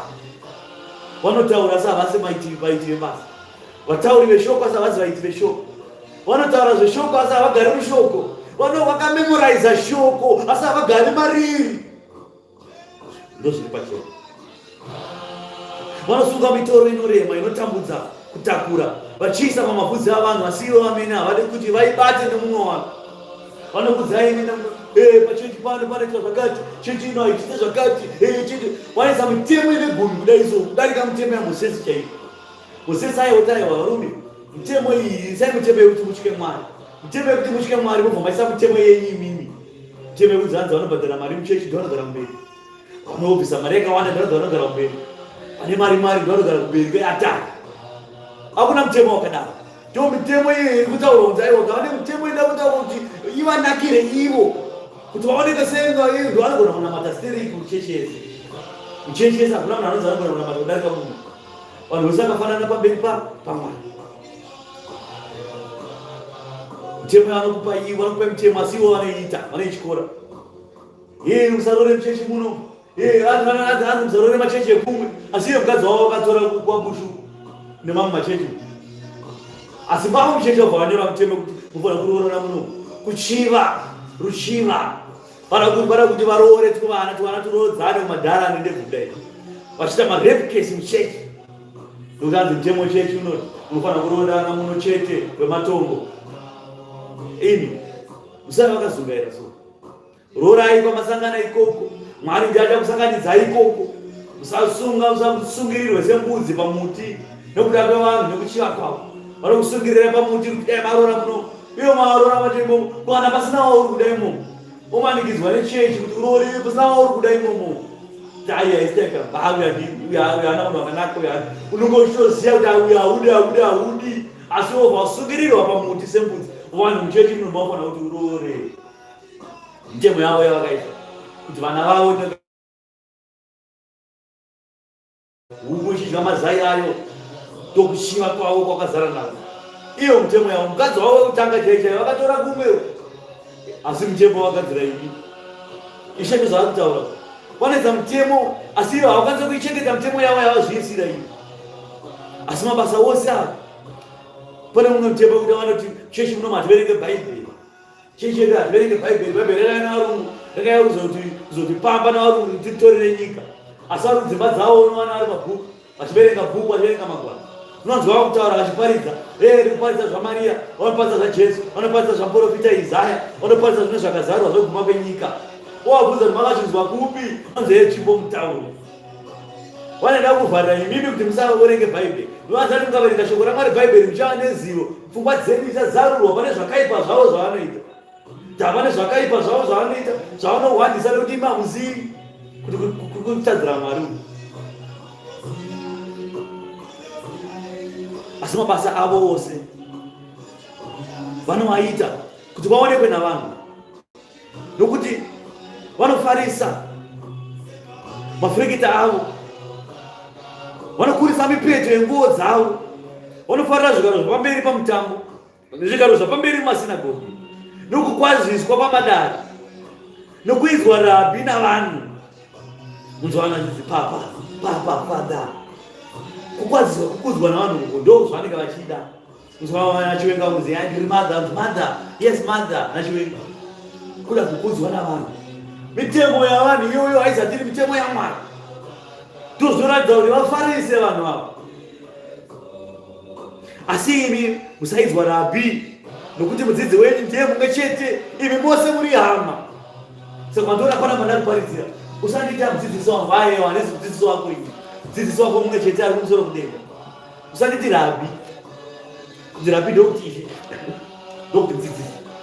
Usanditi rabhi wako, handisi rabhi wako ini, mudzidzisi mumwe chete ari kumusoro kudenga. Even nyambe evangeli nenda kuparidzira pano yawainzwa nhasi. Watenda kuti evangeli ndiyachokwadi usase mbiri kwandiri. Mbiri ngaidzorere kunani? Kuna airongedza mukanwa mangu. Ndingoriwo mudziyo mudiki-diki washandiswa panguva dzino. Asi tose tiri hama. Ukaona ani nani hama yako. Usamtenda Jesu hama yako. Saka mamwe machechi kungava kumasowe uko, kungava kumasinagogi uko, kungava kumasabata uko, kana vachipupura kuti Jesu ndi Mwari, vachinamata Jesu mupenyu, tiri hama. Nokuti pakati pedu tose hatiziye uchafa neuchararama, asi mabasa achataura pachena. Asi kana tichionana tiri hama, ngatibatane sehama, ngatiratidzanei rudo, kwete kumakana kuti ina ndionane nemasabata ino, ina ndionane nevaroma ino, tiri hama. Mwari akufira izvozvo kuti tive negakava tidhorane maraini munzira kwete. Mwari akaisa rudo pakati pavanhu kuti vanhu vave nerudo. Ratidziranai rudo. Kana asikanamate Sunday muratidzire rudo, kana asikanamate Saturday muratidzire rudo, nyangwe asikanamate chaiye muratidzire rudo, nyangwe anoenda kun'anga chaiye muratidzire rudo. Ngamari rudo ndorudo rwachatsvaga paguma kenyika, kuti homwe iwewe unosvika wakapona, asi iwewe rudo chairomba. Rudo ngaratidze mwana wose. Zvisina ndava kuti munopinda mese kana mpinde mese. Saka utione evhangeri kana ndiparidza handina ndava kuti ndeye paJerusarema here ari kunzwa, kana kuti ndeye kusabata, kana kuti ndeye kumasowe, kana kuti ndeye pana papa. Ndayo evhangeri ari kundituma akagadzira vanhu ndevake. Ana kuti evhangeri isvike kuvanhu vake. Zvakwavari ivo kuitenda kana kusaitenda, kufuka kana kuwarika. Asi shoko evhangeri kudenga vanhu vachiti gloria yasvika. Ndapa kutonga kwamarudzi yachasvika chinzi wakarinzwa iwe ukaita sei naro. Mwari ataura kuti wakarinzwa kuna mufundisi chabhoko paJerusarema. Mwari ataura kuti wakarinzwa ripi rekuti tendeukai ushe kudenga hunoswedera, ibvai pakuita zvakaipa itai kuita zvakanaka. Iro rerudo chakunzwa zvokuti rabva mandiri Mwari haana basa nazvo izvozvo. Zvokuti rabva nyangwe kubenzi Mwari akasashandisa benzi murodhi. Munhu ari kurwara nepfungwa chaiye murodhi anokwanisa kuuya pauri oti baba imi tendeukai, mwoyo wenyu makaomarara imini. Shoko robva ratosvika, rasvika. Kana Mwari akuribvunza haabvunzi achitaura zvanzi rakabva kune munhu airwara nepfungwa. Mwari ataura kuti shoko wakarinzwa wakaita sei naro. Wataiwa munhu wacho akaritaura, Mwari hana basa ndini ndakamutomufemera kuti aritaure. Uchamira uchiti ndakashora ataura. Aiwa washora mudziyo wataura, asi kale lero washora mudziyo wataura, washora ataura. Mudziyo wataura washandiswawo vandara para pariza tiri rangu. Kana riri rangu shoko iri dai ndaisa mazita angu, ndaisa zvokumusha kwangu, ndaisa zvomukadzi wangu, ndaisa zvevana vangu, asi ndiri kutaura zvoushe kudenga nditaura zvaMwari ini. Kana ndiri kutaura zvaMwari nezvokudenga nezvaMwari, Mwari ashandisa mudziyo wake kuti uparidze shoko, ukushe shoko kunyika, kuti nyika inzwe shoko itendeuke, vasaende kure kuna Mwari, vaponeswe. Saka musava vaFarisi, tose tiri hama. Musaidza munhu uri panyika baba venyu, nokuti mumwe chete ndibaba venyu, iye vari kudenga. Makaona apa ndikutaura Paulo mazvi Afrika ihama, haasi baba venyu. Mutumwa Johani, baba Johani haasi baba venyu, ihama. Ndapewa vanozika vakuru sikataure maprofeti nhema hatizotaura namakandiwa nanamagaya tivataura nokuti vaprofeti nhema tinotaura kune ava vakatumwa nebasa, vakaita basa ravakatumwa, vakazadza machechi nekuda kwekutumwa kweshoko evhangeri ravaikusha, vanoteerwa navanhu kuti vanhu vatendeuke. Ndovatotaura kuti vasanamatwe, nokuti mukatovanamata ndinovatsvisa kudenga kuti kusvika kuvanhu kwakunamata unokwanisa kudenga. Vanoza kuti kwewewo waiparidza sei kwewe zvokusvika pakunamata kwewewe unovakwadzisa vanhu. Ihama ravakaparidza ndiroro, vakakusha ndiroro, ravakasiya ndiroro, pavakasiyira pane vakamutswawo naMwari kubva ipapo, asi vatofana kudana kwaari ndi baba vekumusoro kudenga vamwe chete. Zita na Kristu Jesu mponesi. Kuwadzana kwemweya mutsvene waMwari, mweya munyaradzi. Amen. Musaidzwawo vatenzi. Nokuti mumwe chete nditenzi wenyu iye Kristu. Mukaona munhu akabvuma kunzi tenzi. Hakuna andikristu yakadaro.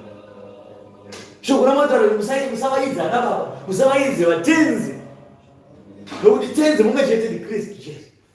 Baba mumwe chete ndibaba vakumusoro-soro. Ndiwo chete vanofanira kudanwa kwavari. Asi mukuru pakati penyu ngave muranda wenyu. Ani nani unozvikudza achaninipiswa, ani nani unozvininipisa achakudzwa. Shoko razvazokaiye pazvibereko zvomweya mutsvene waMwari. Kuti munofanira kuzvininipisa, munofanira kuzvinokupisa pazvinhu zvose, mozvininipisa mabasa aMwari, mozvininipisa pakubata kwenyu kwose kwava mabasa nyangwe panyika chaiko zvininipisei. Anozvininipisa achakudzwa, anozvikudza achaninipiswa. Ende kana akuninipiswa, Mwari anoninipisa kusvika 6 feet under. Zvininipisei, musazvikudze. Ndakuzvikudza zvinonzi zvipo zvemweya zvowakaipa. Kune zvipo zvemweya mutsvene waMwari zvakanaka. Kune zvipo zvemweya wewakaipa. Satani ane zvako zvipo zvaanopa vanhu zvekuzvikudza. Asi Mwari ane zvipo zvaanopa vana vake zvemweya mutsvene wake zvekuzvininipisa. Saka ukaonawo kuita mavara ekuzvikudza iwewe, wakutoratidza kuti iwewe watogamuchira mweya wewakaipa. Wanamata Satani. Ndakuzvikudza ikoko mavara emweya wewakaipa. Asi ratidzai mavara emweya wakanaka, emweya mutsvene waMwari ekuzvininipisa. Sikazviedzana tenzi. Ukana makudza vakuzviedzana tenzi, atomavara emweya wewakaipa. Hakuna mweya waMwari wakadai. Mune nhamo imi vanyori navaFarisi vanyengeri, nokuti munopfigira vanhu kunze kweushe hwekudenga, nokuti imi hamupinde mumene. Naivo vanopinda hamuvatenderi kupinda. Vanhu vachikuparidzira evhangeri yemari, itai kuti muite mari, Mwari ada vanhu vane mari kuti muite mari, moita mari, kuparidzirwa mari. Gore kubva pakutanga kusvika pakupera muchiparidzirwa mari evhangeri. Hapana kana anoparidzirwa kuti mweya wake upone. Hapana anoudzwa kuti nyika yakuguma tendeukai. Hapana anoudzwa kuti goverai kuna anotambura. Hakuna anoudzwa kuti musatinamate imi. Munoramba mungori teki-teki, muchitenga maristi bhendi, muchingononamata vanosvita vaprofita vabhari ivavo, muchivanamata, muchivaita ana baba, muchivaita ana tenzi. Nyika ichiguma, upenyu hwenyu huchasvika shoma kusvika wapera. Saka munofanira kuti mutendeuke, musava vanyengeri. Ivava vakuparidzira izvozvo vanotomake sure kuti hamupinde, nokuti vanoziva kuti havapinde kuushe hwaMwari. Saka vanokumanikidzai kuti musapinde. Kuti evhangeri anoparidza yese inotangira evhangeri yemari, kana sei mari ndeyekuzvikudza, kana sei kuzvikudza anga chiprofita chenyika, nyika yazoti, president azoti, maelection azoti, vachiprofita zvenyika, vapedza kuita zvenyika, vaprofita zvebhora, bhora yakati nyika achawina World Cup, profita vaprofita zvemapresident, kwakati president yachava president, vachiprofita izvozvo, nyika ichitoguma chimaidzana nemhepo. Vanozoti havapinde. Saka vanomake sure kuti imimi vanokuoccupy here zvinhu zvokuti imi hamunobva makarangarira kuti nyika iri kuguma iyi. Motozopepuka manzwa evhangeri ichiparidzwa pano paJerusarema kuti tendeukai ushe kudenga hunoswedera. Asi pekuti mobva makura musakudzai kuti musavanamate vanhu ava. Musoro nyebva yakura, mobva mati abatirei papa vangu, papa vangu havabatwe. Tichikudzai pachena kuti baba venyu havazati ari baba, nokuti baba mumwe chete ari kumusoro kudenga. Tenzi venyu havazati ari tenzi, nekuti tenzi mumwe chete ndiKristu ari kumusoro kudenga. Musavanamate vanhu ava nokuti vanhu vachafawo. Vanhu ava ngavatendeuke, vaprofiti venhema, vaprofiti vabhari, hapana zvaMwari zvakawanikwa mavari, asi mobva mati ayopeta. Vanhu baba vedu havabatwe, mabatire ebaba vedu, mobva mati hondo nesu.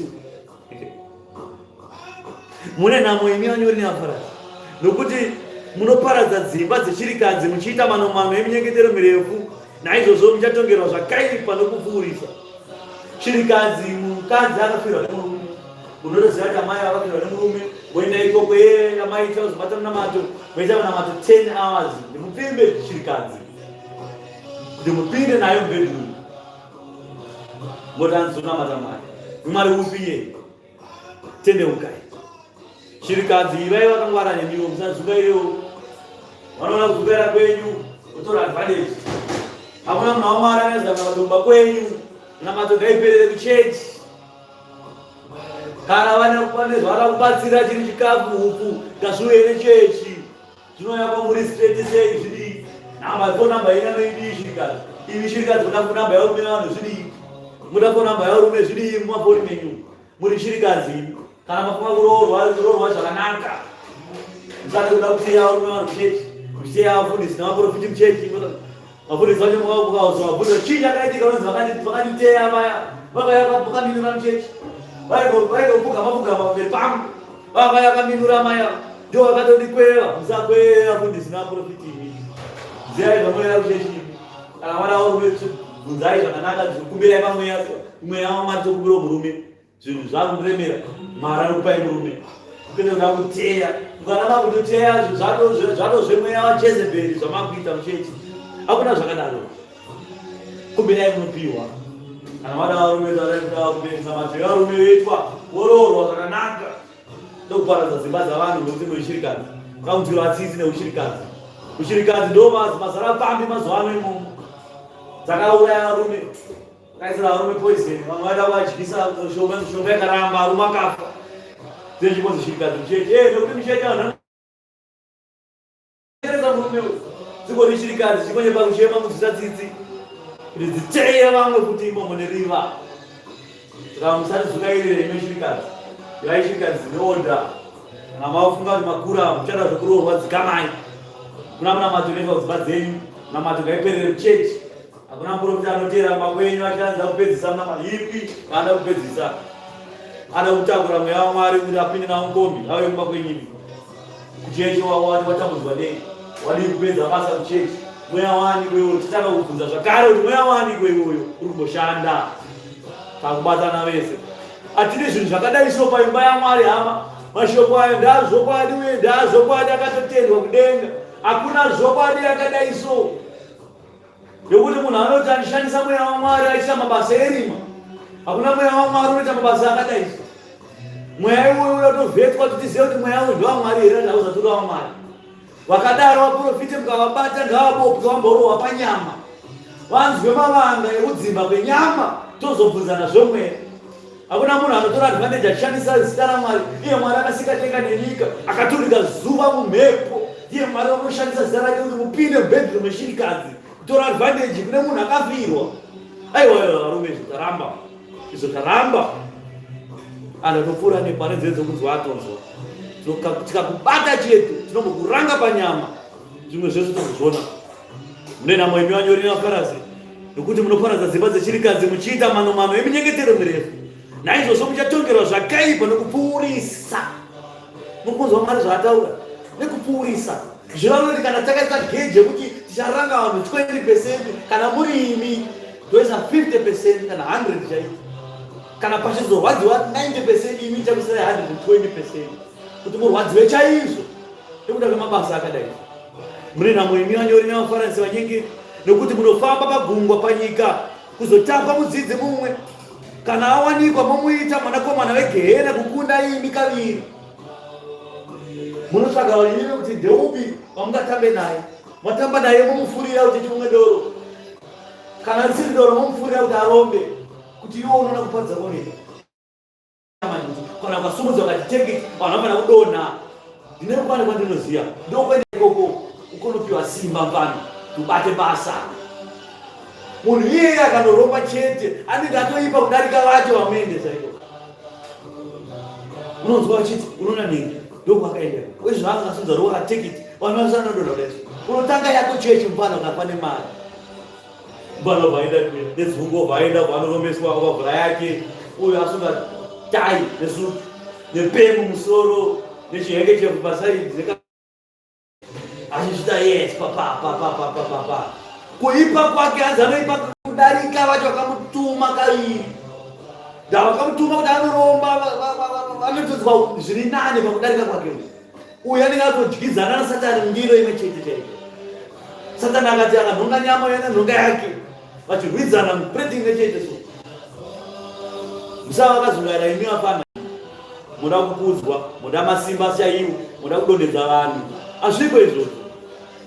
fokasana imitari focus yenyu ngaende pakuponeswa kwenyu. Kana muri paridzai ipapo nyasha dzakapiwa izvozvo. Kana rari nesimba ramakutsvaga kumbirai kuna Mwari, pirai makomo, Mwari anokupai. Asi chikuru rurama imi, poneswa imi, musatsvagane nezvizhinji nokuti Mwari anokuzarurira izvo zvakafanira nenguva yakafanira yaanoda iye. Zvimwe Mwari akatonyora mubhuku rake kuti uyu haafaka profiti, asi muchamupa evhangeri isingaperi. Famba neevhangeri iyo, uda kuprofitei. Chii chauda kuprofita wakapiwa evhangeri? Famba neevhangeri iyo. Zvipo zvemweya zvizhinji. Mumwe anopiwa chipo chekuparidza, mumwe anopiwa chipo chekunzvera mweya kuti aone kuti mweya uyu ndawadzokwadera. Mumwe anopiwa chipo chekuprofita. Zvipo zvemweya zvakasiyana siyana. Asi chipo chemweya hachirevi kuti ndiye ane mweya. Mumwe anopiwa chipo chekuimba chaiko anoimba nemweya muchena Mwari anoimba. Mumwe anopiwa chipo chekutaura ndimi nekuporodza nendimi chete. Haafi akataura ndimi, haafi akadudzira ndimi idzodzo, haafi akataura zoprofita achitaura kuti ndimi dzangu dziri kuti. Mumwe anogumira ipapo. Inhau dzekutenda. Munhu anopiwa zvaanopiwa nekuenda kutenda kwake. Mwari anochita izvozvo, uye Mwari anochita izvozvo nepaanoda napo. Haungautwiste, amanzi amutwisting Mwari iwewe, kuti Mwari akupe chipo chemweya chausina, akumanikidza Mwari. Pai panonzi Mwari tokupera zvipo zvedu zvemweya. Chipo chekuprofita chisicho chega chipo chemweya. Chipo chekunzwisa shoko chaiyo evhangeri, chipo chekuiparidza evhangeri, chipo chekunzvera mweya kuti mweya uyu ndiwo Mwari adzasawa Mwari. Chipo chekuyananisa hama chaicho, chipo chemweya muchena waMwari. Chekuimba hozana chaiyo kuti vati madhimoni anobuda panapa napakona, chipo chemweya ichicho. Saka musade kuti akuganhira pazvamusingazivi, saganhire dzikamai. Kumbirai Mwari achakupai. Mwari ndiye anokupai zvakafanira nenguva yakafanira. Musarombe. Ukaromba zvese paridza kwawakaita nebasa rese rawakaita zvapfuura, wamwana werima, wamwana wenyoka. Usave mwana wenyoka nekuda kwekukudzwa, nekuda kunzi baba vanoprofita iwe usingaprofiti, ndopakuzonoromba ipapo. Varipo kuti vaiprofita kare futi vakatadzira Mwari, pasina chachakuonekwa izvezvi. Hanzi munhu akaprofita chipo chake Mwari hatori, anotora. Ndana anokuudza kuti Mwari hatori. Chinhu chiripo asi Mwari anodzima communication zero. Dhaya chibhorani ndaizoda kuprofita aya, Mwari obva ati zero, musamupe. Saka pakadaro toti chipo handina kutorwa, chatorwa ndokutorwa kwacho. Kuda kuti chinyorwe chatorwa papi. Kuda kuti munhu afamba akanyorwa paumwe chipo chemweya chaenda. Chipo chemweya munhu aiprofita kare akatadzira Mwari, chipo chinovharwa ndokundopera kwazvo ikoko. Iye akazonamata chinodzoka, ngaatanga anamata uzodzoka kuno. Tokuita naro sekwe nemunhu asina chipo. Zvakafamba kare akatadzira Mwari asina chipo gagare pasi. Ndimi munozopa vanhu puresha yekuromba imi. Nekuti vekuti baba vakafamba, baba vaifamba, vaiti vakaprofita, vainhonga tsono, izvezvi mazuva ano vangogara vapera ndo vakatadzira Mwari. Kana iwe usingade kunzi wapera, dzokera mugomo rokutsanya uko. Yanani naMwari wako. Kwete kuti vanhu vakupe puresha iwewe kuti vanzi wapera. Jehovha wapiwa puresha navanhu kuti wapera. Nokuti waizikanwa zvinonga tsono. Chiro changotanga ichipera wakagara, pana kana chaona, Mwari akavhara communication. Wane nyadzi manje. Nyadzi ndiza kukutuma. Ndoba kuzoromba kaipa. Ona munhu uyu waenda kunoromba, unopiwa mushonga kunzi aone, unopiwa ndanzi chigona. Angaine gona. Nekamba pakati kwanakaisa mugemedzi. Achiprofita changa vanoona sikereke, profita negora. Mweya wacha waMwari unenge wakavharwa. Mwari angati vharai communication. Mweya waMwari chaiwo hauye. Chipo chiripo asi hapasisina saka hapasisina chori chiripo hapana. Kusvika adzoka ayanana naMwari munhu aakuona chaizvo todzoka profita yadzoka kaachita basa. Kwete kumanikidza munhu. Ukana profita yekuti paprofita akaprofita munhu iye anochena mugozi achidzokorodza achiti ndikutsigira zvataurwa nababa ichokwadi, hayi ichokwadi chimbiko profita wako wega iwewe. Uda kuprofita waprofita navamwe zvadii. Hauna chipo chemweya iwewe, hapana chaurikuona pasi.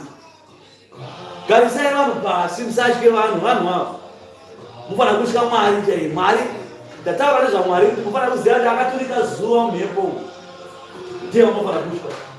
Kwete kuti vanhu vanoita mahungwe muchechi, mahungu mchechi kama mahungu mchechi ndaiso chechi ndo zinamata Mwari kwete izvo mufana kuti murambe izvozvo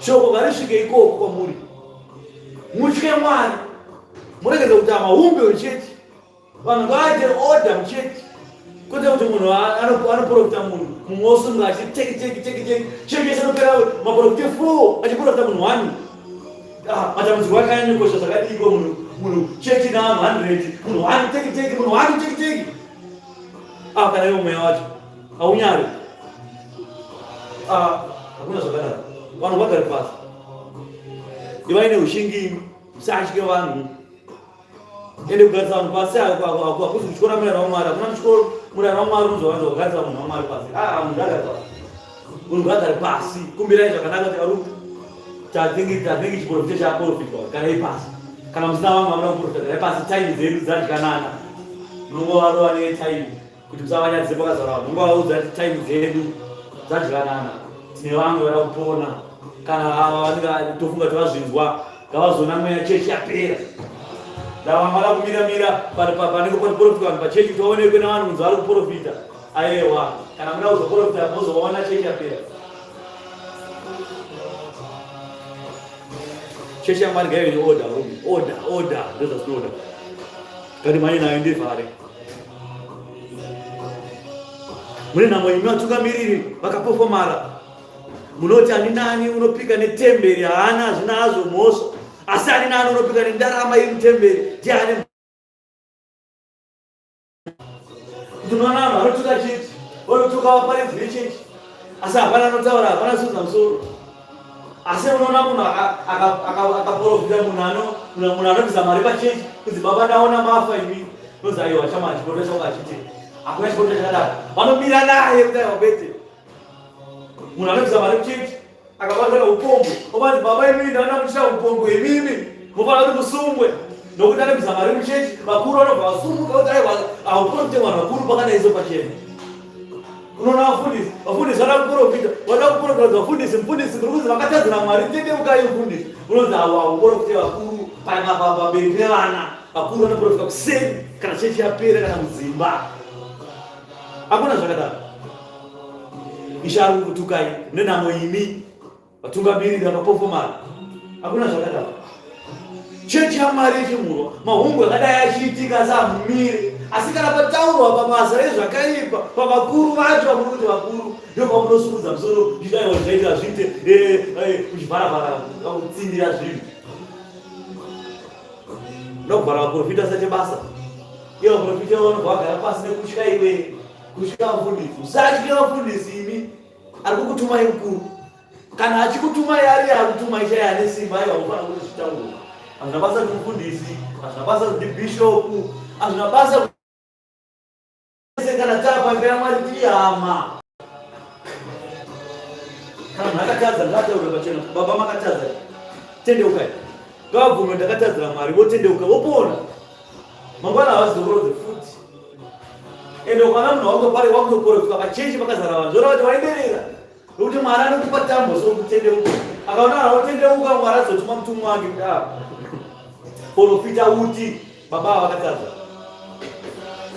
imaprofite muvana magara pasi muchitya zvorati matya munhu hamuna kutya Mwari saka mweya uri kuprofita ndoani takabvunza kubvunzo kuti kubvunza charamba chinodzoka kuti matumwa nani ndichaiparidza rimwe zuva iyo kuti matumwa nani takiti kubatai vaprofita chaiparidza kuti matumwa nani kati manye nayo ndipedze yandatanga nhasi gare gare chikuru ndechipiko ndarama kana kuti temberi inoita kuti ndarama ive tsvene munoti zviani nani unopika neatari yaMwari hazvina azomhosva asi ani nani unopika nechipo chiri pamusoro payo atari ndeu nemhosva imi mapenzi namapofu chikuru ndechipiko chipo here kana kuti atari unopika nayo nezvose zviri pamusoro payo neunopika netemberi unopika nayo neunogara mairi neunopika nekudenga unopika neagere pachigaro cheushe chaMwari neunogara pamusoro pacho saka ndichikuzai musapika nezvamusingazivi musapika nedenga musapika naMwari musapika netemberi yaMwari nekuti paipa unopika uchiti naMwari wangu mupenyu wapika nenenga, wapika neushe kudenga nechigaro chekudenga neagerepo. Haunsuziya zvawaemhoka, hausuziya zvawamutsa. Mwari akasika denga nenyika, Mwari akaturika nyika mhepo, akaturika zuva mhepo, akaudza zuva riyo uchabhebha nekusingaperi, uchabva kumabva zuva uchenda mavirira nekusingaperi. Ndiye Mwari unopika naye. Tana mwana mupenyu itoba tichigurume na mwana mupenyu obva wasaka mchinjika pauma mwana mupenyu iwe usapika nedenga, usapika nezvamusingazivi, usapike netemberi yaMwari. Nokuti paunopika netemberi yaMwari wakupika nemunhu anogara mairi, anogara netemberi yaMwari. Temberi yaMwari ndimwiri wako. Asi kana wakupika nemwiri wako rinini, ndopika nemwiri wangu, ndopika namai vangu vakandozvara, kupika netemberi yaMwari. Temberi yaMwari damu yaMwari namai vako ndowaurikupika navo. Hausi kupika namai vako chete, ukupika neagere muna amai vako ndowaurikupika navo. Musapika nedenga, musapika nezvamusingazivi. Mune nhamo imi vanyori navaFarisi vanyengeri, nekuti munopa chegumi cheminde neanise nekumini, muchirega zvinhu zvikuru zvemurayiro zvinoti kururamisira mhaka nengoni nekutendeka. Maifanira kuzviita izvi nekusarega kuzviita.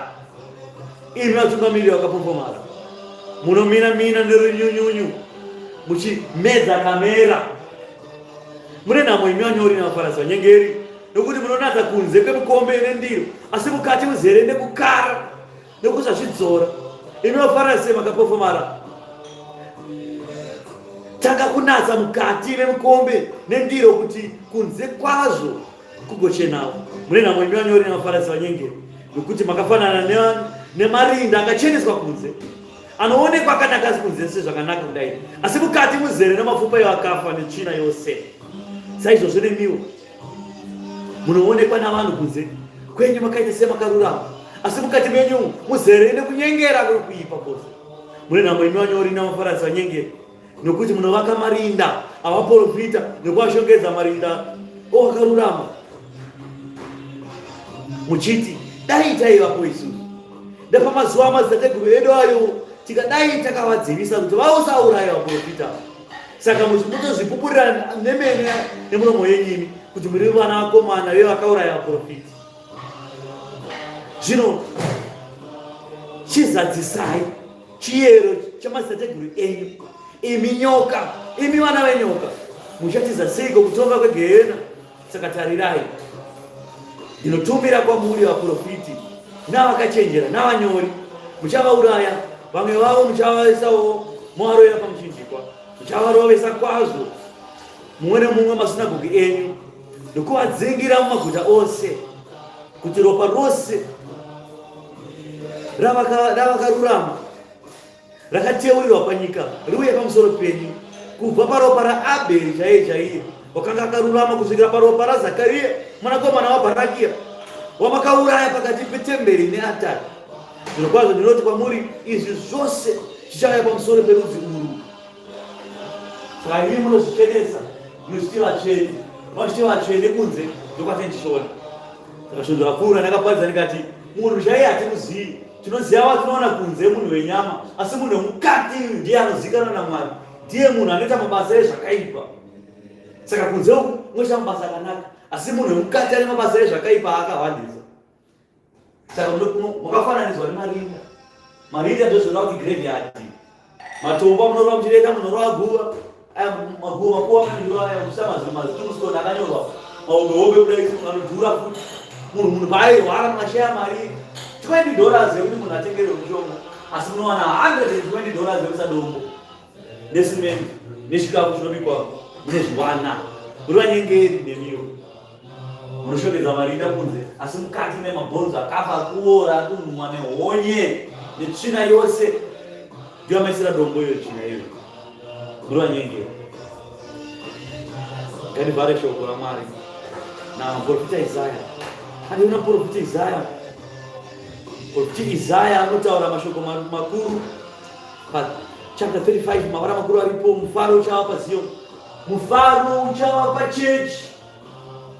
Mufaro uchava pachechi. Mufaro uchava pachechi. Chechi ndiwe iwewe ndiwe chechi. Ukaona chechi yatanga, obva wabvunza kuti chechi yatanga here, iwe usipo. Urikubvunza ani iwe chechi. Uri munyengeri, uri mumwe wavanyengeri iwewe. Unobvunza kuti kuchechi kwauya vanhu vangani, iwe chechi yacho uri mumwe wavanyengeri. Uri mwana wenyoka.